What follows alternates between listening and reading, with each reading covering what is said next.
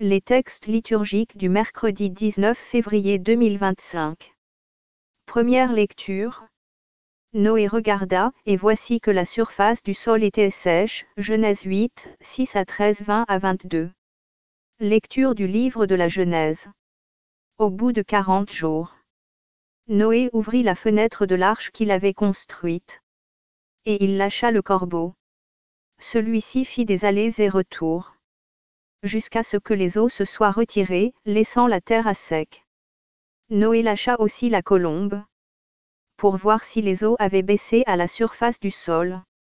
La colombe ne trouva pas d'endroit où se poser, et elle revint vers l'arche auprès de lui.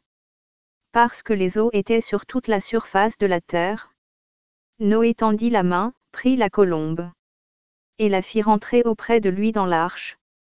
Il attendit encore 7 jours, et lâcha de nouveau la colombe hors de l'arche. Vers le soir, la colombe revint. Et voici qu'il y avait dans son bec un rameau d'olivier tout frais. Noé comprit ainsi que les eaux avaient baissé sur la terre. Il attendit encore 7 autres jours et lâcha la colombe, qui, cette fois-ci, ne revint plus vers lui. C'est en l'an 601 de la vie de Noé, au premier mois, le premier jour du mois, que les eaux s'étaient retirées, laissant la terre à sec. Noé enleva le toit de l'arche, et regarda. Et voici que la surface du sol était sèche. Noé bâtit un autel au Seigneur. Il prit, parmi tous les animaux purs et tous les oiseaux purs, des victimes qu'il offrit en holocauste sur l'autel.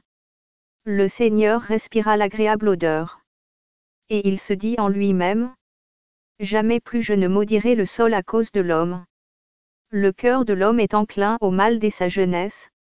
Mais jamais plus je ne frapperai tous les vivants, comme je l'ai fait, tant que la terre durera.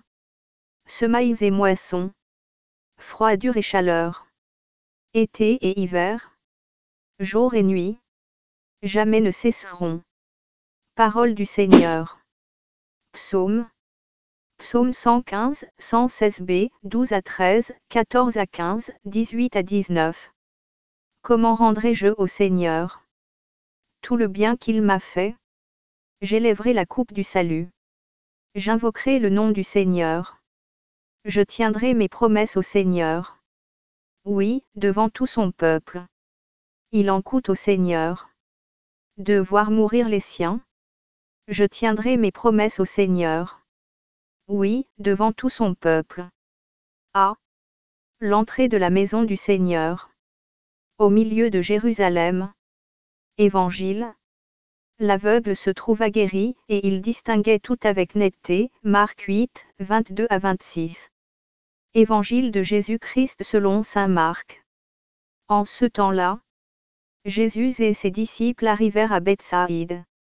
Des gens lui amènent un aveugle, et le supplient de le toucher. Jésus prit l'aveugle par la main, et le conduisit hors du village. Il lui mit de la salive sur les yeux, et lui imposa les mains. Il lui demandait: aperçois-tu quelque chose? Levant les yeux, l'homme disait: j'aperçois les gens. Ils ressemblent à des arbres que je vois marcher. Puis Jésus, de nouveau, imposa les mains sur les yeux de l'homme. Celui-ci se mit à voir normalement. Il se trouva guéri, et il distinguait tout avec netteté. Jésus le renvoya dans sa maison en disant: ne rentre même pas dans le village. Acclamons la parole de Dieu.